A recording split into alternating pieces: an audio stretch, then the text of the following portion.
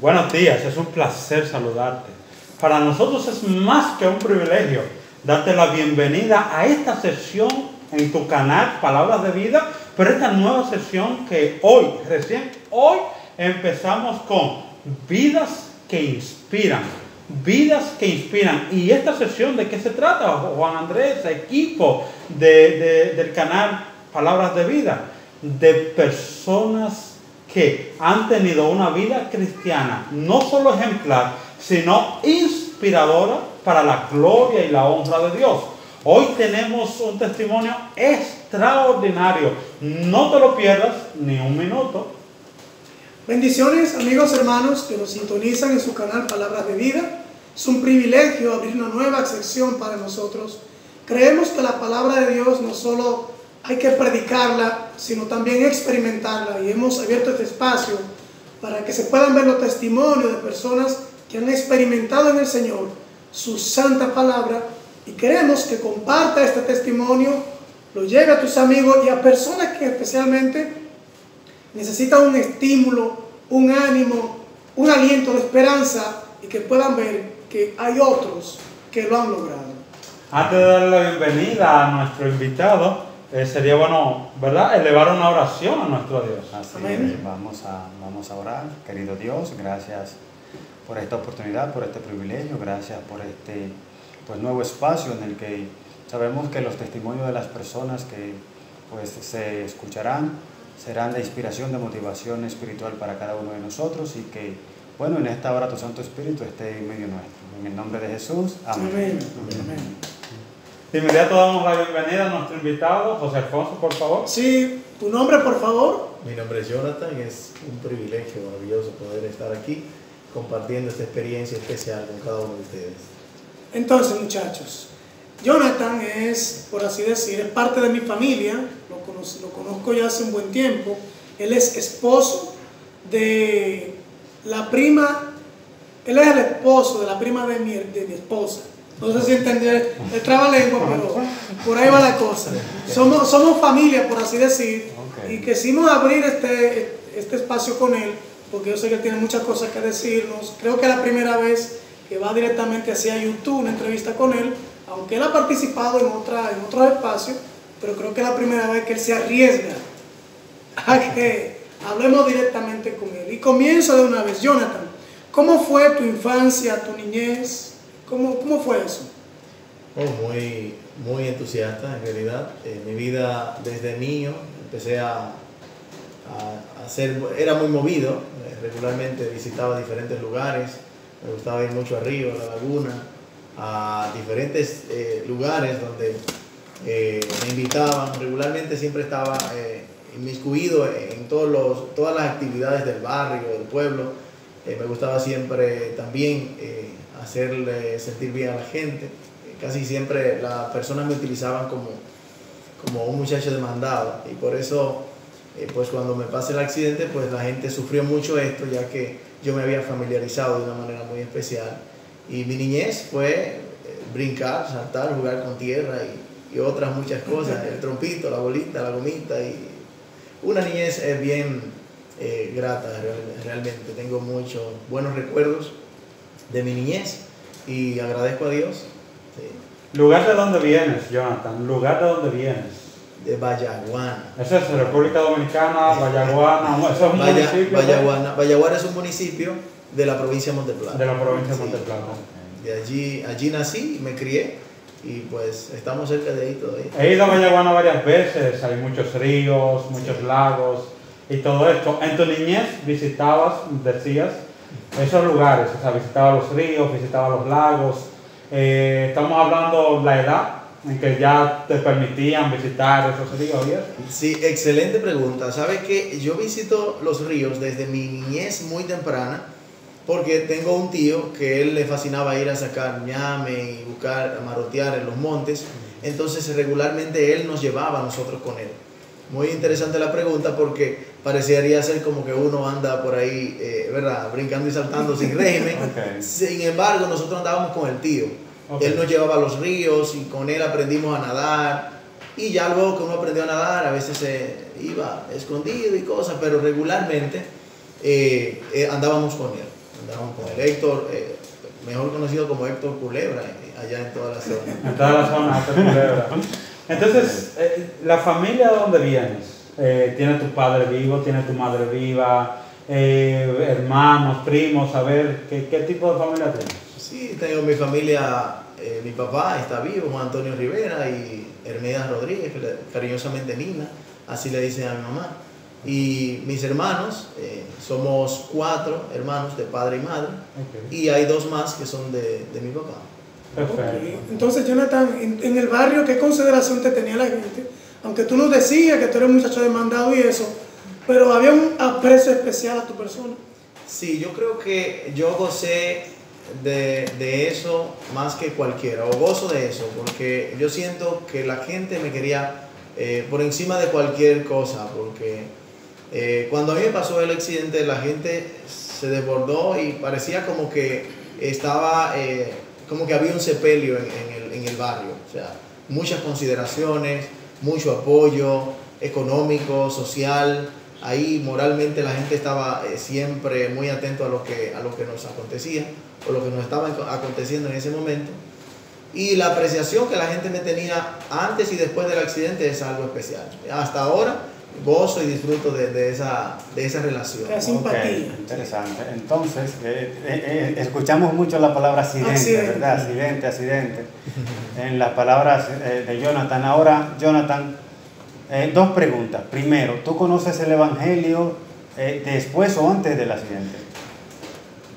Podríamos decir que yo conozco el Evangelio antes del accidente, porque mi tío, Héctor, me llevaba a la iglesia, no solamente a los ríos, a la cañada, y a buscar culebras, a buscar cosas por ahí, sino que también él me llevaba a la iglesia, y a la edad de 8 años, aproximadamente 8 o 9 años, yo empecé a ir a visitar a la iglesia.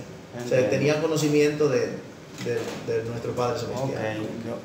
¿Sí? Sí, no, que yo sé que nuestros amigos tienen mucha curiosidad ya, ¿verdad? Vamos para el accidente, sí. Sin embargo, veo que eres muy laborioso y aparentemente desde muy joven empiezas a dar mandado, a poner mano aquí, a buscar ñame, a trabajar. Sí. O sea, ¿desde qué edad que tienes memoria empiezas tú ya a estar como a laborar, a trabajar, a hacer cosas? Ok. Bueno, no podría decir con exactitud la edad, porque desde muy temprana edad empecé a vender aguacates para un jovencito, regularmente una señora llamada Irma y el muchacho llamado Fernandito. Ellos compraban los aguacates y las cosas, guandules y todo eso, y entonces me enviaban a mí a venderlo y por eso me pagaban y yo me sentía bien. Y cuando iba a la escuela, iba siempre con mis centavitos. A veces también mi mamá hacía yaniqueque, chulito, arepita, cosas así. La gente regularmente en el barrio hacían esas cosas y ustedes saben que eso en realidad a algunos niños les da vergüenza. Sin embargo, yo no tenía ese problema y yo le vendía cosas a todo el mundo, a Tinita, a Dolores, a Irma, a Fernandito, a Marino, a cualquiera que me llamara, mira, véndeme esto, y yo salía por ahí a venderlo, y hasta que no lo vendiera era insistente con eso sí. Okay. Y me hice hasta cierto punto. Eso te hizo ser un niño independiente, comerciante, y también me dio como esa oportunidad de tener una relación con la gente, porque precisamente yo iba donde una persona a venderle un aguacate, al otro día volvía y entonces ya la persona me tenía cierta consideración. Yo hasta le podía dejar el aguacate y se lo podía comprar, exactamente. Se lo podía cobrar otro día y así. Y fui haciendo ese tipo de relaciones. Y el negocio lo inicio a una edad muy temprana. Muy temprana. Entonces estamos hablando, Jonathan, de que en el barrio donde te criaste lograste ejercer una influencia acogedora de parte de los habitantes de ese lugar, ¿verdad? Tú te prestabas para ayudar a las personas. Claro, también lo veía como un medio de ayuda, porque el mandado, la recompensa por ahí, ¿verdad? Todo eso. Eso quiere decir que la gente te acoge de una manera especial, ¿no? Y eso te ayuda a ti a ayudarte en el tema económico, ¿no? Exacto. Entonces, ¿a qué edad tú empiezas a emprender en el tema de negocio? Bueno, cuando yo tenía 13 años, especialmente, empecé a trabajar, mi mamá trabajaba en un comedor y ahí fue donde mi mente se abrió un poco más a los negocios, porque allí en ese comedor yo iba y un día el dueño me invitó a guardar las sillas, me dijo que me iba a pagar 20 pesos y como yo era laborioso me gustaba, entonces entre la silla y las mesas. Y al otro día yo llegué a la hora de cerrar el negocio, pues yo dije, bueno, me van a dar 20 pesos más. Y en ese momento 20 pesos tenía un valor un poquito gratificante, claro. Y pues luego se iban los empleados y a veces llegaban personas cuando ya el negocio lo íbamos a cerrar y el dueño del negocio me decía, Jonathan, John, él me decía, me dicen así de cariño por allá. Y yo le decía, pero no, vamos a atenderlo. Entonces yo le servía la comida. Uno de los muchachos se fue, entonces yo me quedé trabajando con él ya como mesero a los 13 años y medio, casi 14 años, y empecé a trabajar en el negocio como mesero. Ahí fue donde duré varios años trabajando. Y después del accidente es que yo hago negocios independientes, pero ahí aprendí cómo manejarme con algunas cosas. Y también vendiendo chinas y cosas en la calle.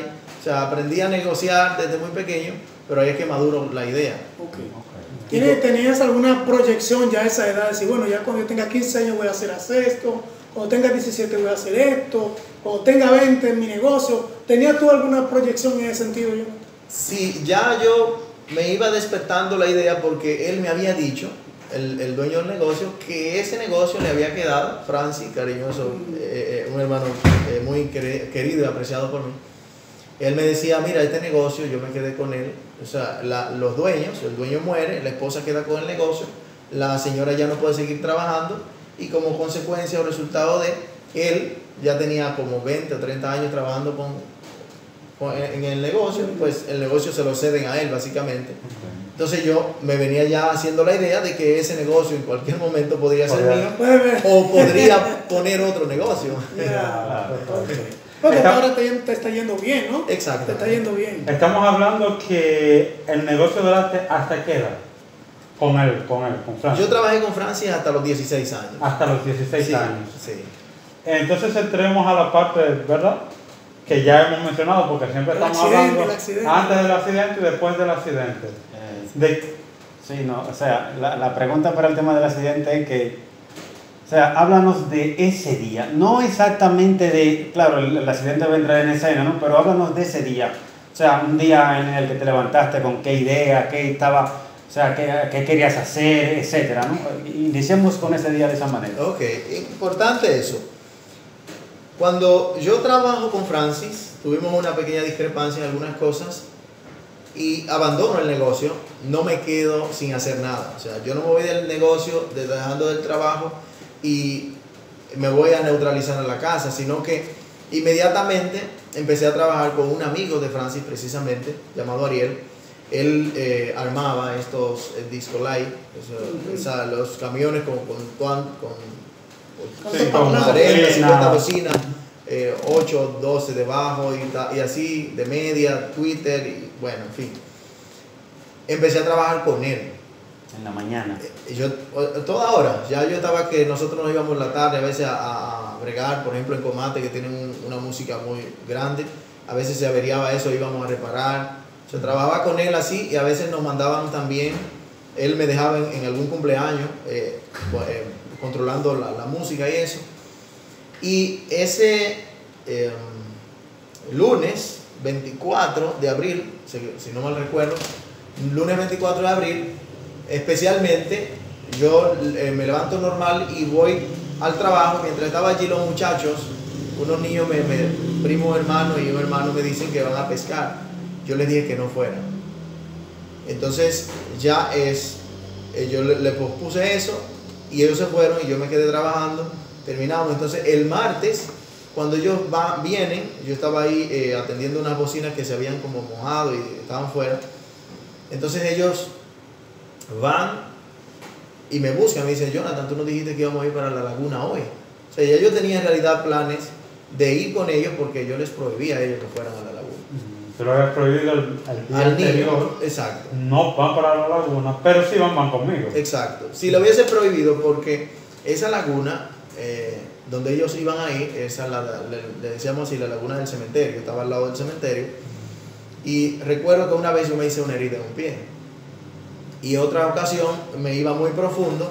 Entonces entrábamos en la laguna, y parte de la laguna, regularmente eso es así, que en la laguna tú entras con el agua a la rodilla, y como es una laguna donde permanece el agua, pues uno va... Fango, es fango. Exacto, uno se va hundiendo.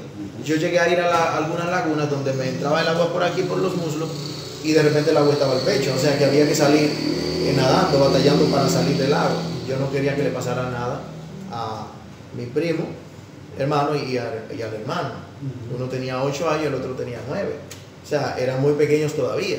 ¿Tú eres el mayor de tus padres?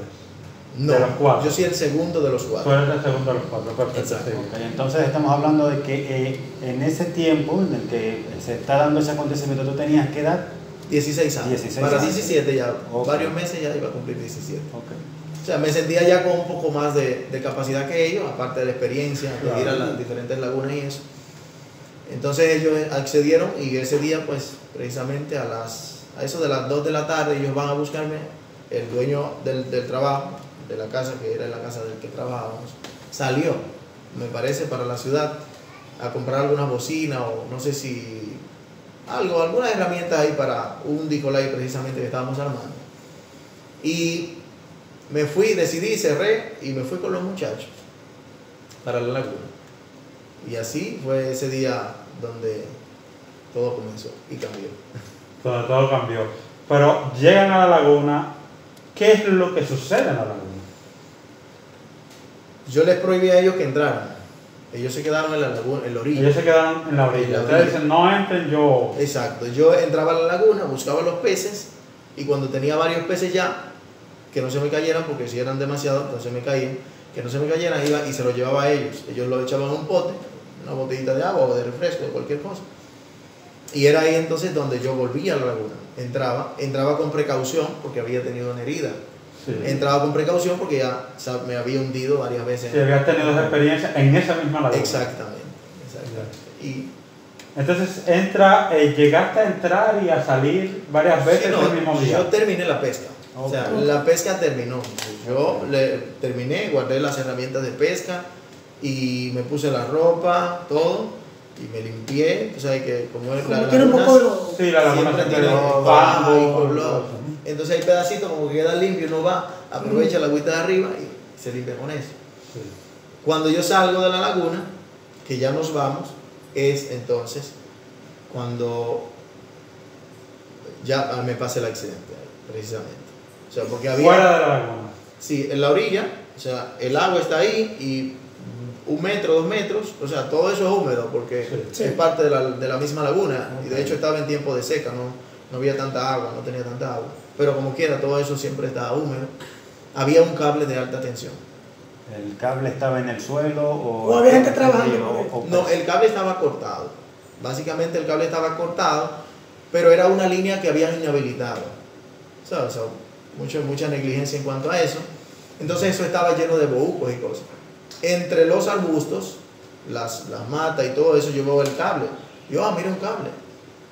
Inconscientemente de que eso podía tener energía, yo le topo con la mano izquierda. Al parecer, el cable se movió y topa el potencial a la línea viva. Eso es lo que yo podría decir, por ejemplo, de eso. Yo no, lo que le digo, por ejemplo, del cable, eso yo no es propio No lo puedes mío, afirmar. porque yo no recuerdo más que cuando guardo las herramientas y nos vamos. Ok. Los muchachos luego me dijeron que yo le topé al cable, entonces el cable me sostuvo por un rato. Uno de ellos me topó, pero gracias a Dios el impacto lo Sí, por no. allá. Entonces el cable se queda conmigo un rato, me tira al suelo. Y ahí yo me quejé. Los muchachos salieron a buscar personas. Ayuda, sí. O sea, porque no eran 2 solamente, eran 3, pero que el otro no era familiar. Y ellos salieron a buscar gente. Y a todo el que encontraban en el camino le decían que había pasado un accidente. Y el que llegó primero a mi casa se llama Anselmi, y él llegó y no podía casi hablar. ¿Y qué es lo que pasa? Y él, imagínense, o sea, Conmocionado. viene primero que está cansado, o sea, bueno, asustado Agitado, de una manera agitado. excesiva. Y entonces es como 2 kilómetros para llegar ahí. Llegó y no podía hablar, y cuando lo que dijo fue: mataron a Yoño. Mataron a Yoño. ¿Dónde? En la laguna. Cuando dijeron eso, entonces se pulverizó de una vez todo, y cogió un viaje de gente para la laguna porque a mí me habían matado. Wow. Y hubieron gente que salieron armados para la laguna. Porque, Sí, porque si fue que te mataron, Exacto. algún ¿Quién lo mató? ladrón, algo así, Un para- problema. vamos a buscar, exacto. Y ahí, O sea que no estabas en el agua, ni siquiera topaste el no agua. directamente. No, lo que estaba es que estaba ese cable ahí, tú dices, pero mira este cable, lo agarras, hizo conexión de alguna manera y ahí viene el impacto. Exacto. Háblanos de cuando tú vuelves a recobrar la memoria. ¿Qué pasa? O sea, ante esa realidad, ¿cómo tú reaccionas? ¿Y qué piensas? Háblanos de ese momento. Bueno, es un momento un poquito extraño, porque cuando yo despierto por primera vez, tengo los ojos abiertos, pero voy en una ambulancia. Y yo me preguntaba: ¿a quién será que llevan en la ambulancia? Porque va rápido. O sea, no entiendo qué está pasando. Y me sentía un poco extraño.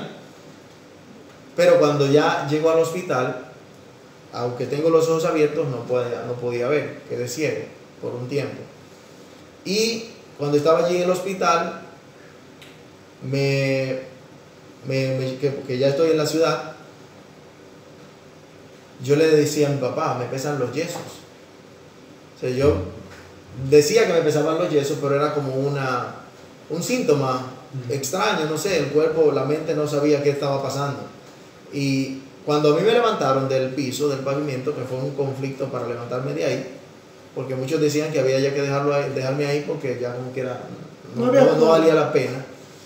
Bueno, pues cuando deciden levantarme, la mano izquierda se quedó ahí. O sea, el impacto fue tan fuerte que mi cuerpo empezó a romperse. A desmembrarse. Exactamente. Cuando me levantan, la mano izquierda se queda ahí. Y ellos la tomaron, la mano. O sea, y la llevaron al hospital incluso. ¿La mano o el brazo? El brazo. El brazo izquierdo. Ok. Y entonces cuando yo les decía a mi papá que me pesaban los yesos, imagino lo que yo podría pasar por la mente de ellos. Yo estaba consciente ya de que era yo. Mientras iba en la ambulancia no sabía que era yo. Cuando ya estoy consciente. Cuando llegan ya al hospital. al hospital. Exacto, pero aunque no veía y sentía que mis miembros estaban ahí intactos. Cuando yo despierto por primera vez, que específicamente donde va la pregunta, Claro. cuando yo despierto por primera vez, yo abro los ojos y veo, ya después de varios días, veo que estoy en una cama tirado, no puedo mover casi básicamente nada porque aún tenía tuberías por aquí,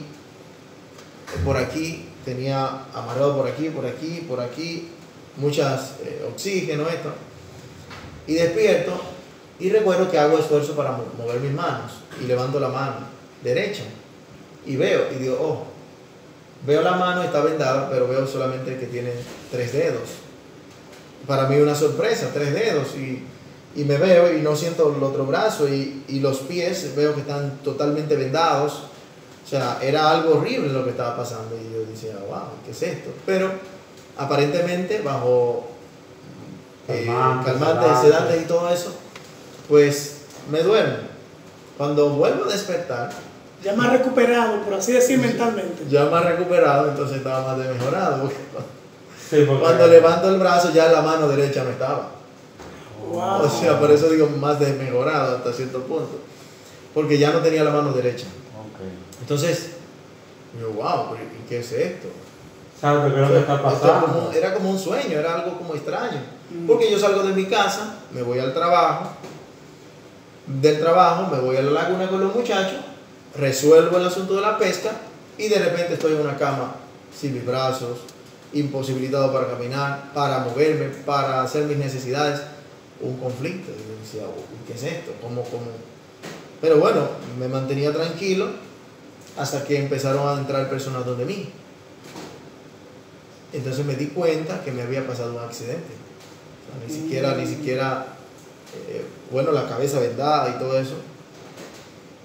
Y yo digo, ¿qué es lo que está pasando? En una ocasión me están higienizando y mientras me están quitando toda la quemadura que tengo en la pierna derecha principalmente, que me hicieron varias operaciones para no tener que amputarme, me están quitando todo el músculo que se dañó. Ese músculo dañado, sí, afectado. Y eso lo ponían regularmente siempre que se pusiera el rojo vivo, que botara sangre. Y yo me veo que están haciendo eso y digo, wow, pero me veía casi los huesos, se me veían en el pie izquierdo, se veían toda esa ramificación que va la terminación del telón, exacto, detrás del telón. Yo me veía eso talón, así, perdón. del talón, sí, de la parte trasera del pie.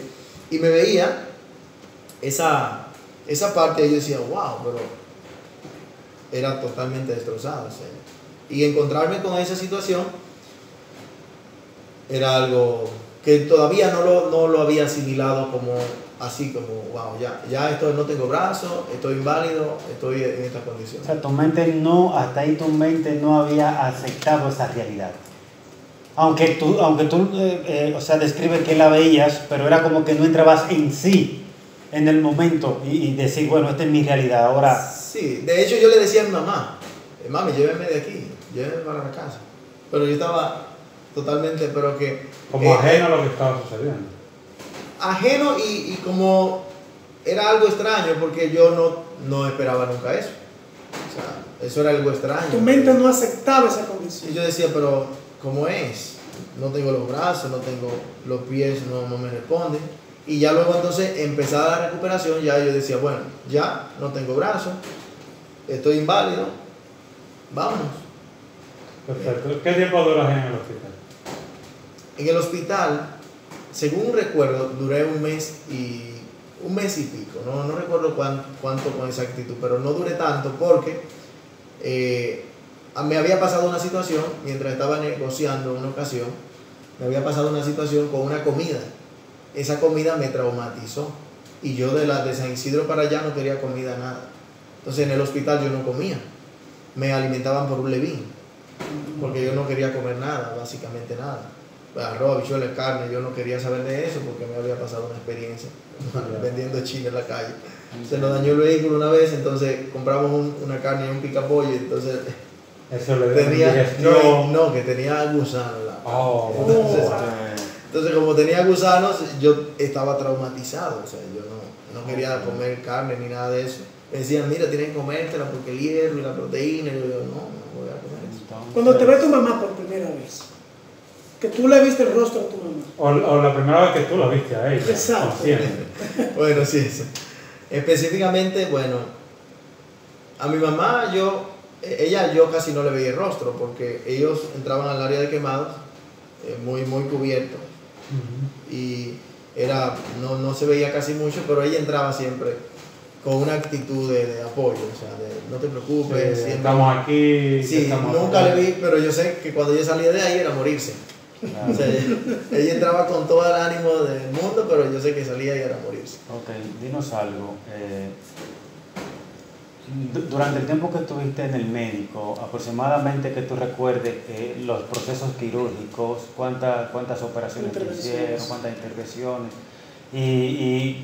o sea, cómo tú reaccionaste ante tanto de pronto, porque hablabas de que tenían que limpiar las quemaduras y eso. O sea, ¿cuál era tu reacción ante esos incidentes con los médicos, ¿no? O con las operaciones? ¿Y cuántas operaciones recuerdas o sabes tú que te hicieron durante ese proceso? Con exactitud, las operaciones no las recuerdo.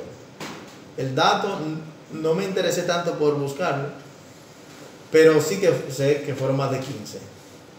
Más de 15 pero sí, fueron más de 15, porque en la pierna derecha me hicieron 8, en la pierna izquierda me hicieron 1, aquí en el brazo me hicieron varias, tuvieron que hacerme varias operaciones, está la de aquí y la de espalda por acá, en el hombro, más de 15 operaciones. Más de 15. Bueno, de hecho, con decirles que utilizaron 58 pintas de sangre. Wow. Eso es Eso es bastante. Sumamente. Sí, Mucha bastante. sangre. Llegas a tu casa. ¿Cómo enfrentas la nueva realidad? Los vecinos visitando, Los amigos, muchachos. cómo te veían, porque la gente de una vez empieza a verte como wow, mira lo que le pasó, como de tristeza, ¿no? ¿Cómo empieza y cómo tú puedes enfrentar todo ese ambiente de vecinos, verdad, de mami, y ahora cómo te agarro, cómo como, que si te doy la comida, ¿cómo enfrentaste todo eso? Mira, a primera instancia me llevan a la casa de mi abuela, donde no me sentía muy cómodo porque no estaba rodeado de la gente que yo apreciaba, o sea, por lo que me había criado, porque no es que no apreciaba a la familia, pero especialmente me crié en un entorno familiar de barrio. Sí, ok. Y cuando Tu abuela, perdón, no es Vallaguana, sino no, en cerca de Santo Domingo, en Santo Domingo, para estar cerca del hospital, exactamente, porque tenía que llevarme 2 y 3 veces al hospital. Al hospital, entonces para no... Sí. Porque me dan de alta antes de tiempo. O sea, me dan de alta con el compromiso de llevarme periódicamente al hospital. Perfecto. Porque quedé en un estado muy delicado. deteriorado, entonces a los médicos tenían que darme un seguimiento constante. Okay. Me sacan del hospital es para que no me muera de hambre, Wow. pero no porque estoy sano. O sea, yo tenía todas las grapas, tenía operaciones aún abiertas y todo. O sea, fue algo bien traumatizante. Sin embargo, cuando yo llego a mi casa por primera vez, yo estaba ya decidido a vivir así, sin mis brazos. Sí, ya tú habías dicho, Sí. bueno, esto me tocó, voy para allá, vamos a trabajar. De hecho, cuando me dan de alta por mi insistencia. Me dicen, mira, te van a dar de alta y cosas, y yo me emocioné y me puse bien feliz. Y cuando yo veía así que veo, de repente veo la luz, y yo digo, wow, la luz, porque ahí adentro, y yo estaba así como que me trajeron de otro planeta, y miraba las cosas, los carros, y era una cosa sorprendente, y parecía un muchachito Sí. Estamos hablando que tú tenías 16 años o 17. 16 para 17, me Ok. faltaban como 2 meses para cumplirlo. Okay. Imagínense, yo vivía brincando, me bañaba en los aguaceros, me iba a la laguna, al río, aquí, allí. O sea, una vida muy movida. Cuando llego a mi casa, recuerdo que la gente inmediatamente dijeron, trajeron a Jonjo, eso se llenó de gente la casa. Se llenó de gente, algunas personas llevando ofrendas para los tratamientos médicos. Tratamiento, para llevarlo al médico. Eran por varios días que me llevaron y luego me regresaban de mi abuela, pero la gente me ayudó y entonces un amigo, precisamente con el que trabajaba, con Ariel, él se comprometió a buscar un vehículo. Él no tenía vehículo, pero él se comprometió a buscar un vehículo para llevarme 2 o 3 veces al hospital de Vallaguana a la capital. Okay. Y él buscaba un día uno prestado, buscaba otro día prestado otro y así. Sí, un apoyo especial. Y con las ofrenditas que las personas, o las bendiciones que las personas nos proporcionaban, entonces utilizábamos ese dinerito para el movimiento, la comida y todo eso. Pero en la casa nosotros tuvimos un pequeño conflicto con algunas personas que, claro, con mucho amor iban y expresaban sus sentimientos. Se sentaban, yo estaba en una cama en la sala y ellos llegaban y algunos empezaban a llorar. Y entonces cuando ellos empezaban a llorar, imagínese usted. Imagínate Empezaba, madre, Eso se armaba. yo empezaba a llorar también porque Sí. está llorando, yo me ponía a llorar y bueno, no sé por qué lloro, pero estoy llorando. Y entonces yo hablé con un amigo y le dije, mira, está pasando una situación, y es que hay personas que vienen y lloran y yo no puedo recibir impresiones de sufrimiento. Yo entiendo que necesito gente que me apoye, que me ayude. No es que ellos no me apoyen, sino que cuando lloran delante de mí, eso me trae No, te debilita emocionalmente. Exactamente, un dolor. Entonces yo le dije a él, mira, oye lo que vamos a hacer. Cuando tú ves a una persona de afuera que vaya a entrar, tú lo analizas y hablas con él, que no llore delante de mí.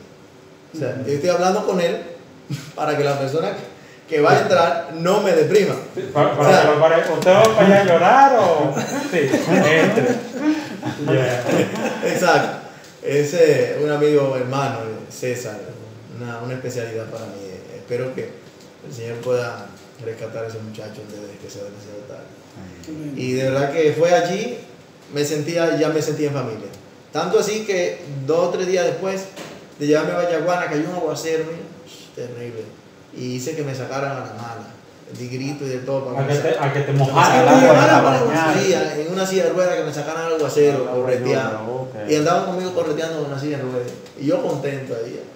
Tremendo. Yeah. ¿Cómo Jonathan ahora, sin brazos, imposibilitado con muchas cosas, ya entendemos el proceso de recuperación? Sé que económicamente fue un golpe muy duro para la familia, eso no hay ni siquiera que decirlo, ¿no? Eso es obvio.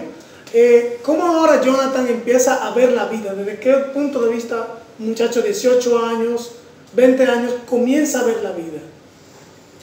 Yo tenía una actitud siempre, siempre trataba de rehuirle a los momentos tristes. Regularmente yo me ubicaba en lugares donde podía alegrarme. Siempre estaba buscando la manera de estar con personas que me alegraran la vida. Y pues cuando estaba así en silla de ruedas, hacía que me llevaran por aquí, por allí, por acá. Y un día tomé la decisión de, o sea, el Señor me ayudó, porque aunque tenía aún los hierros en el pie derecho tenía 3 clavos que me pusieron para poder estabilizar ahí algunos huesos. Y cuando empiezo a caminar, estaba un día en la casa y mi mamá me baña, me higieniza y se va a la habitación porque se le olvidó la toalla. Qué casualidad que se le olvide la toalla. Y yo, en lo que ella entra a buscar la toalla, pienso y digo, wow, tengo que caminar. Porque no puedo depender que siempre venga alguien a buscarme y que a veces le digo, mira, llévame allí. Entonces, muchas veces una persona va y te lleva una vez, 2 veces, 3 veces, pero luego y luego que tú lo ves, tú entiendes que como que wow, puede ser que la persona necesite hacer algo y tú lo estás ocupando. Pues tomé la decisión de caminar y ese día estoy en la silla y veía la cama, la silla, rápido, y me tiré a la cama. Cuando llega mi mamá, me dice, Jonathan, ¿quién te puso en la cama? Le dije, yo me tiré. Me dice, es imposible, tú no puedes caminar. O sea, tú no puedes mover, tú no te puedes valer así caminando. Le digo, sí, mami, yo voy a poder, yo voy a caminar. Y así mandamos a comprar un calzado especial y yo me paraba. Y cuando me paraba, miren, las piernas empezaban a batirse y el sudor a caer tremendo, solamente parándome. Bueno, pues yo, aunque me dolía y me paraba de nuevo y volví, me paraba, me sentaba, empezaba a dar pasos pequeños dentro de la casa. Y así fui agilizando. Un día me fui de aquí a allá, de aquí a allá. Y de repente ya mi mamá no me veía en la casa. Salía a las 8, a las 9 de la mañana, después del desayuno, y volví en la tardecita por allá. Tenía un vicio de andar y andaba por aquí, por allí, por acá, por acá. Y así fue como un día la gente muchas veces me llamaba para darme dinero y eso a mí me hacía incómodo, o sea, me resultaba... ¿No te gustaba que te dieran dinero? No, eso era algo... Te hacía sentir como que era como que estaba ahí... Como el pobrecito, como el pobrecito. Okay, no pierdas la idea, pero una pregunta. Entonces, ¿qué tiempo pasa desde que tienes el accidente hasta ese momento en el que empiezas ya a valerte por ti mismo? A caminar. Según recuerdo, fueron meses. Fue cuestión de 2 o 3 meses. Aunque se pensaba que yo iba a caminar posiblemente 1 año, 2 años. Okay. Pero yo a los 2 o 3 meses, 4 meses ya yo andaba caminando por aquí, por allí. O sea, fue rápido el proceso. Porque yo sentía que había una necesidad y pues no me permitía muchos achaques. Y aparte tenía algunos familiares que siempre estaban ahí. Cuando yo botaba lágrimas, ahí estaban ellos. Sí, para apoyarme y eso. Entonces yo no veía como la oportunidad de darle cabida al mal pensamiento, como, bueno, tristeza, no, pero.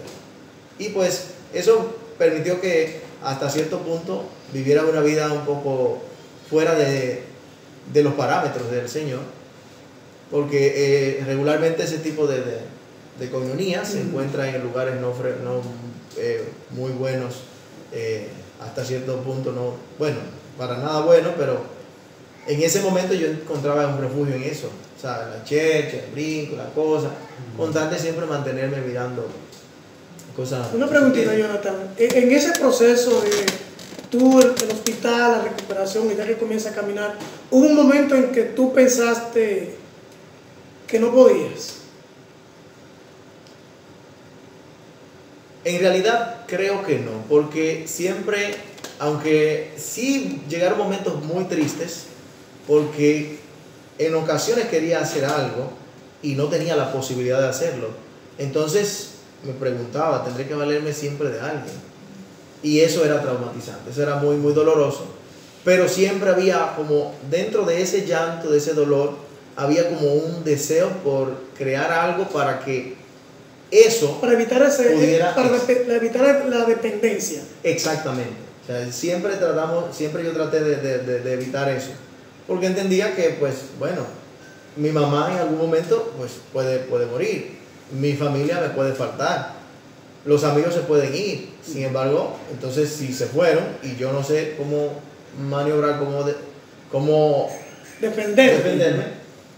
Exacto. Entonces, se dieron algunas situaciones en la casa donde todos salían, yo me quedaba solo. Yeah. Entonces yo quería salir. ¿Quién me baña? ¿Quién me viste? ¿Quién me da la comida? O sea, hubieron momentos así. Y eso me ayudó a mí a tener que pensar, o sea, ¿cómo voy a hacerlo? O sea, siempre en mi mente había ¿cómo lo voy a hacer? No, bueno, ya no puedo. Ya no lo voy a lograr, ya esto no tiene sentido, ya aquí me quedé. No, yo siempre me preguntaba, bueno, no lo puedo hacer, pero ¿cómo logro hacerlo? ¿Cómo voy a poder lograrlo? Siempre había esa cuestión en mi mente. O sea, ¿cómo lo logro? O sea, siempre nunca había como eso de, así como tú me preguntaste, como ya no voy a poder seguir, no voy a poder avanzar, no voy a poder hacer esto, no voy a poder hacer aquello. Siempre había un sentir como, bueno, si voy a hacer tal cosa, ¿cómo lo hago? Buscaba una forma. Entonces, cuando tú le das el lugar al pensamiento, a la acción positiva, o sea, cuando tú le das lugar al pensamiento positivo, pues entonces empieza la mente a accionar positivamente y a crear mecanismos para tú poder caminar o avanzar. O sea que no llegó un momento donde Jonathan dice, no quiero esta vida así no la quiero. No, yo siempre como que tenía eso en la mente, o sea, bueno, si estoy así, si me quedé así, pues yo voy a seguir adelante de esa manera. Te aferraste a tu realidad. Exacto. Me gustaría entrar al aspecto espiritual, Sí. a vida cristiana y a vida familiar. Pero antes de eso, he sabido que tú seguiste el ciclo de estudio, he sabido que tú plantaste negocio. Antes de entrar en vida cristiana y vida familiar, háblame así brevemente de algún tipo de negocio que creaste después del accidente. Háblame de los estudios, qué pasó con los estudios después del accidente. Sí, cuando empiezo a caminar, que algunas personas me querían ayudar precisamente, donde lo dejé ahorita,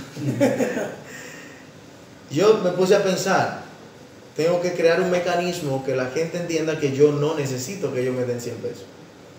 Y no es que yo rechazo esa bendición, sino que rechazo la posición de tener que depender de que te den algo para tú poder sustentarlo, por poder tener una suficiencia. Y yo rechazaba eso. Tenía siempre en mi mente el deseo de hacer algo y entonces en un momento me surgió la idea, pero yo vendía aguacates cuando era niño. Si yo compro los aguacates y busco niños, o sea, si busco a los niños que ayuden, que vayan a vender los aguacates por mí, pues podría ser, bueno, un día me surge la idea de comprar varios pesos de aguacate, 200, 300 pesos de aguacate que tenía. Las cosas ya no marchaban tan muy económicamente bien. Y es cuando decido empezar a negociar. Compro los aguacates verdes, baratos. Entonces lo vendo a un precio más o menos. Y entonces empiezo a agilizar. De momento, bueno, en una ocasión mi papá, yo sé que eso no lo va a ofender, mi papá le dijo a unos amigos, este muchacho se ha vuelto loco. Me tiene la casa llena de aguacate, la habitación. La habitación está llena full de aguacate. Y mira, hay un motor lleno de aguacate. Apuesta que se lo compran. Y yo no rechazaba venta. Tú me ibas vendiendo los aguacates y yo lo compraba. ¿Te iba bien Claro. en el negocio? Claro, porque siempre mantenía el peso. Claro. Siempre estaba generando. Entonces, ¿Qué pasa? Que llegué a tener tantos aguacates que a veces me maduran 20, 30, 40, 50, 100, Claro. 200 aguacates. Había un excedente de aguacate maduro. 200 aguacates maduros. Buscaba 3, 4, 5, 6, 7 muchachos a vender aguacate. Pero no valía. Se me quedaban muchos aguacates. A las 12 del mediodía ya la gente compró su aguacate. Sí, sí, sí.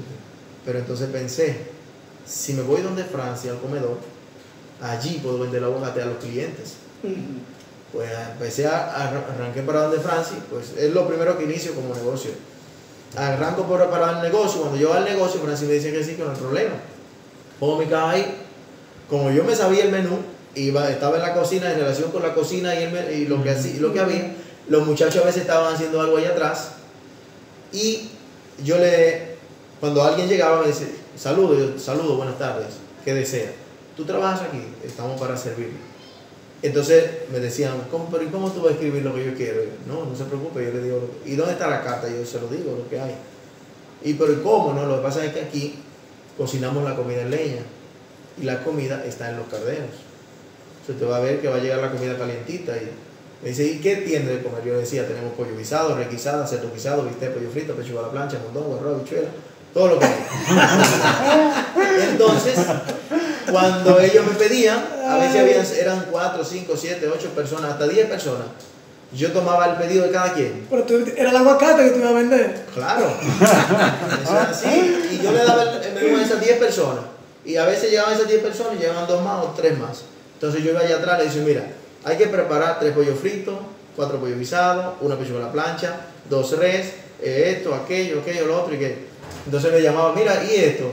¿De quién es? No, mira, esto es de esa mesa, todo eso. Y lo de esto es de aquella mesa. Y así le decía lo que quería cada persona.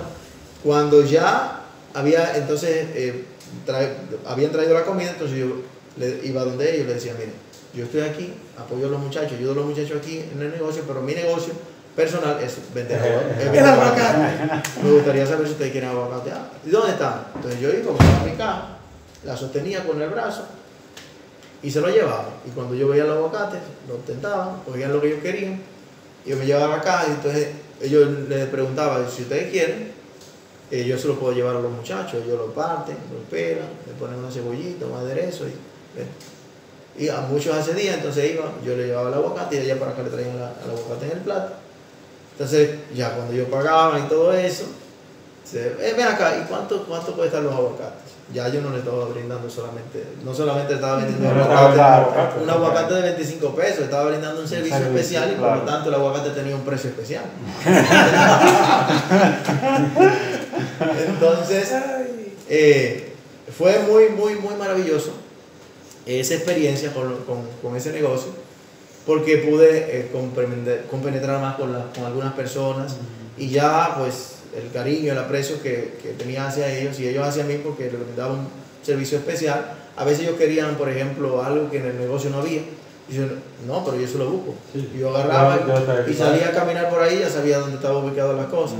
Y se la traía, entonces le brindaba un servicio y a mí me estaba viendo mejor en el comedor. Claro. Ya a veces no había aguacate y yo como quiera estaba en el comedor y atendía. Yo era la carta del comedor. Perfecto. Y ahí duré un tiempo trabajando ahí, siempre con la mentalidad de establecer un negocio. Y así fue como empecé a hacer negocio. ¿Y estableciste un negocio? Sí, precisamente inicié luego de eso un ventorrillo. Vendía víveres y aguacates, por supuesto. Y ñame, yautía, papa, bueno, de todo ahí. Y así fue como inicié los negocios y logré colocar algunos negocios como repuestos, de vender piezas de motocicleta y colmado y cosas así. Llega un momento, terminaste el bachiller, ¿verdad? Cuando inicio, en medio del proceso de negocio y eso, pues me despierta despierta el interés en mí de hacer algo. Alguien me dijo, pero mira, estudia locución, ve a la Escuela Nacional de Locución, que eso te va a ayudar mucho y tú tienes buena destreza. Y bueno, pues decidí hacerlo, pero cuando me llega como el pénsul o los requisitos, gracias. Entonces me dice, tiene que ser bachiller. Y yo llegué a un octavo forzado. sea, cuando me pasó el accidente, yo estaba cursando séptimo y octavo para pasar a primero. Ya habían pasado varios años. Entonces, cuando voy a la escuela a buscar, porque tengo que cursar para poder ir a la locución. Cuando voy a la escuela a buscar las pruebas nacionales, me dicen, no te podemos dar la prueba nacional. Ya eso, tú no tienes tiempo para dártela. Y bueno, yo digo, bueno, pues, va bien, no hay problema. Vamos a hacer el curso. Vamos a trabajar el octavo. Y me fui a hacer el octavo. Luego iba como oyente. Mucha gente me decía, pero ¿cómo tú vas a la escuela? ¿Cómo tú escribes? ¿Cómo tú haces esto, aquello? Aunque ya luego, después de viejo, empecé a escribir. Y solamente iba como oyente a la escuela. Así hice el octavo, pasé a primero, segundo, tercero, cuarto. Fui a las pruebas nacionales. Casi de chepita me quemo porque me pusieron algunas personas ahí a apoyarme que era mejor que me dejaran en el curso. Sí, tuve que en realidad grabarme mucha información en el cerebro y gracias a Dios así fui a la escuela vocacional de las Fuerzas Armadas y la Policía Nacional. Allí estudié oratoria con nociones de locución y de ahí entonces voy a IMEFA a estudiar. Estudié visitadora médico profesional y luego entonces voy a la Escuela Nacional de Locución con profesor Otto Rivera, donde me hice locutor. Y así básicamente todo lo que me he propuesto en la vida lo he logrado. Y todas esas cosas las hice como oyente, así que tuve que esforzarme quizás un poquito más que otros. Sí. ¿Cómo conoces el adventismo, Guillermo? Cuando tenía 8 años, 9, el tío mío me llevaba. El tío te llevaba a la iglesia. Exactamente. Pero después del accidente, o sea, después del accidente tú no vas a la iglesia. Hay un momento en que tú dices, bueno, el Señor me está llamando, esto me ha salvado el Señor, no sé, tengo que dedicar mi vida a Él. ¿Cómo llega la necesidad de Dios a tu vida? Cuando yo era muchacho, que me llevaban a la iglesia, yo iba a hacer la obra misionera. Iba a hacer la obra misionera con los hermanos. Bueno, me llevaban, yo por ahí andaba en el can y en la guagua montaba atrás y me iba. Cuando me pasa el accidente, la iglesia va a mi casa. O sea, me dan ciertas... La iglesia hace visita, te apoya. Constantemente la iglesia te apoyó. La iglesia iba siempre allá, pero como yo no aceptaba, hasta cierto punto no aceptaba, porque yo entendía que el hecho de yo no tener brazos no significaba que tenía que ir a la iglesia. O sea, yo no entendía que por no tener brazos iba a ir a la iglesia. Eso de que el Señor me llamó así, por esto, no creo que no tener brazos te lleva a la iglesia. Creo que si no hay una convicción, especialmente, de que tú entiendes que Dios tiene un llamado especial para ti, tiene una obra especial contigo, pues eso fue lo que yo entendí. Varios años después que ya yo me voy a la calle, iba a colmadones, discotecas y cosas por allá. Un día, pues estoy hablando con un señor y él me está Antes de tú hablar con ese señor. Me está hablando de Dios. Antes de tú hablar con ese señor. Tú llega un momento en que llegas a la calle, o sea, cerveza, a pesar de tu condición. Mujeres. Yo andaba en la calle. Tú andabas normal. perdido en la calle. Bueno, no tan perdido. Ok.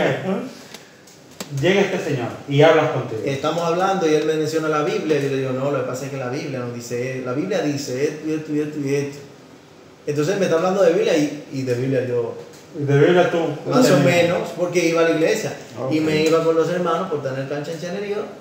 Yeah. Algo conocía. Algo conocía. Y Dios. Él no te está mostrando una doctrina. Él me estaba mostrando una doctrina inapropiada. O sea, él me está enseñando de la Biblia, pero en una dirección incorrecta.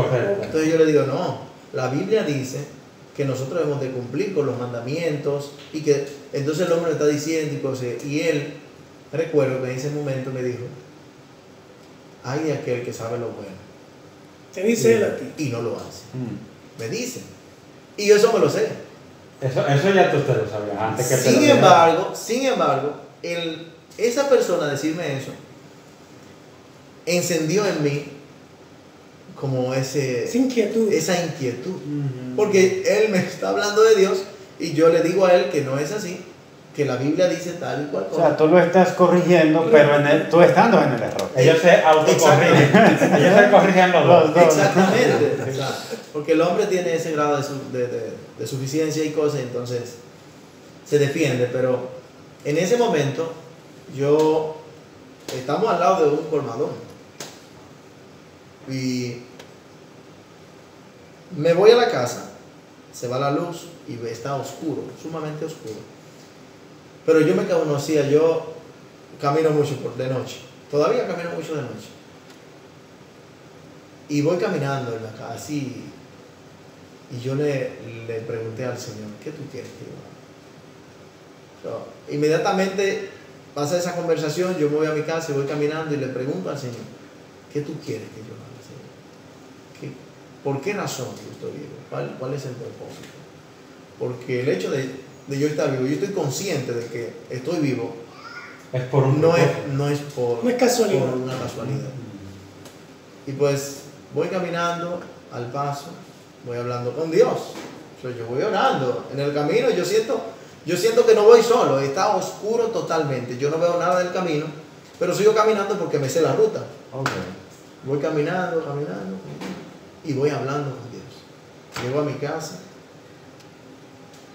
y antes de acostarme me pongo de rodillas y le pregunto al Señor, ¿qué tú quieres? ¿Qué tú quieres que yo haga? Y yo recuerdo que en ese momento tuve una apreciación especial del Señor, porque sentí que Dios me estaba llamando. Y en la esquina de mi cama yo vi una luz resplandeciente. Yo no podía describir especialmente qué era, pero sí estaba consciente que yo le había preguntado al Señor qué Él quería que yo hiciera. Entendí que de alguna manera especial el Señor estaba tratando de comunicarse conmigo. Y yo me quedé neutral. Al otro día cuando levanto, no recuerdo a qué hora me puse en la cama, pero amanecí en la cama. O sea, yo no recuerdo que me había acostado, pero amanecí en la cama, tendido, normal, durmiendo, despierto. Sí, Cuando despertaste estabas en la cama. Exactamente. Pero ahora sí tengo un conflicto terrible en mi mente. Me voy, normal, me invitan a un sitio, fui al colmadón, me senté. Dice, Jonathan, mira, vete, toma. Yo no quiero alcohol. Ya yo no voy a tomar más alcohol. ¿Cómo que tú no vas a tomar más alcohol? Bueno, dame un B8. Cuando eso estaba el B8 Plus en su buena. Y estoy bebiendo jugo y todo el mundo está ahí, la chencha y la cosa. Y mira, Jonathan, mira esto, aquello. No, yo no tomo alcohol. Oye, yo estaba todavía. De un día para otro. Sí, o sea, básicamente. Y yo tomé la decisión de no tomar alcohol antes de entrar a la iglesia. Así fue como yo empecé a tener mi experiencia con el Señor. Y un día, un hermano llega a la casa, Ramón, le dicen gringo de cariño, hermano de Pochi. Y él llega y me dice, Jonathan, mano, vamos para la iglesia. Y yo, bueno, está bien. No, mira, que estamos en una conferencia, pero así no hay problema, ven a buscarme. Él va y me busca. Me lleva creo que el miércoles, el jueves, el viernes. Y el sábado, de día, ya yo estaba en el comedor. O sea, ya yo era básicamente empleado del comedor. Los sábados es un día que se negocia. Y cuando precisamente él me dice del sábado, que iba a haber bautismo y todo, yo le dije, está bien, ven a buscarme. Recuerdo que como a las 9:30, ya él debió estar ahí, no llega. Yo salí de la casa, no, me voy a trabajar. Salí que me iba a trabajar. Y por como una esquina o dos me devuelven. Cuando yo me devuelvo, ahí estaba llegando él. O sea, me monto en el motor con él, me voy a la iglesia. Y antes de salir de mi casa, le dije a mi mamá, me voy a bautizar. Mi mamá se alegró, porque Ya mi mamá estaba sufriendo. Ya tú Estaba sufriendo de la calle. Pues yo llegaba a la casa a la 1, a las 2, a las 3 de la mañana, a las 11, a las 12. A veces a mi mamá la veían por ahí, caminando. Y Nina, ¿y para dónde usted va? A buscar a mi hijo. A buscar a mi hijo, que no sé dónde está. Será algo bien traumatizante para ella. Y yo andaba por ahí en la calle, sin entender el daño que le estaba ocasionando a mi mamá. Y mi mamá me esperaba en despierta sentada en la sala. el mueble. En Eso un mueble. es común en algunas madres. Oye, me esperaba ahí despierto. Porque cuando yo llegaba, con alcohol y todo, pues a bañarme, y si había comida o algo, que regularmente no comía tan tarde, pero por lo menos me ayudaba siempre a bañarme y todo eso. Y era algo tremendo, yo no entendía eso. Sin embargo, cuando yo le dije que me iba a bautizar, ella se puso alegre. Se acabó la calle. Muchos amigos, porque yo era muy canista, muy en extremo. Muchos amigos dijeron, eso no es nada, Jonathan vuelve ahorita. Eso se devuelve. Se devuelve. Las vacaciones. Eso hasta diciembre. Exacto. Y gracias a Dios, así fue como llego a la iglesia, empieza el bautismo, me quedo en la casa de la iglesia, y de ahí el bautismo. Y cuando va a bautizar, se acabaron las batas, ya no había. El que estaba bautizando, que llama a lo que va a bautizar, yo le digo, mira, dile que yo me voy a bautizar. Dice, espérate. Y coge para allá. Ya yo tengo ese chip ahí, me voy a bautizar. A mí no hay que doctrinar, yo sé para dónde voy. O sea, era mi concepto, era mi idea. Y en realidad, cuando tú tienes la convicción, aunque respeto y creo en que la persona hay que darle el conocimiento. Hay que enseñarlo. Claro, enseñarle la verdad. Eso es indiscutible. Sin embargo, ya yo tenía un grado de verdad. Porque yo llevaba ya 4, 5, 6, 8 años. Siempre me predicaba. Se conocía en realidad. Y era algo especial. Porque cuando llama a los que va a bautizar, dicen, no, que no hay bata. No hay bata. Yo, no se preocupe. Écheme así. Yo me entré, porque me va a tirar una foto a lo que se va a bautizar. Yo me entré con 7. O sea, habían 6. En el bautisterio. Exacto, yo entré en el río, pues.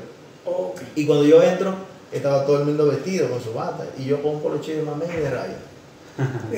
Ahí estaba en la foto. Cuando entonces yo le dije, no se preocupe.